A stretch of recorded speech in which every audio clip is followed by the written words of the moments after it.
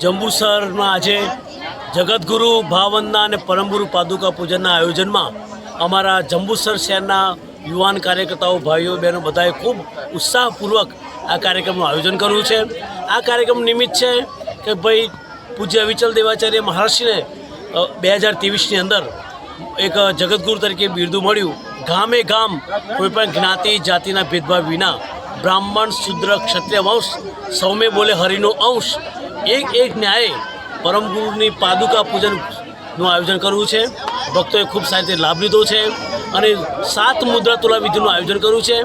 એમાં 25,000નો એક મુદ્રા તુલા વિધિ હોય અને આ જે 7 મુદ્રા તુલા કરી એમાં ગુરુજીના અમૃત જયંતિ મહોત્સવ નિમિત્તે બહુ જ મોટો ભવ્યાતીત ભવ્ય મહોત્સવ શાસ્ત્રપૂર્ણ ઉજવવાનો છે।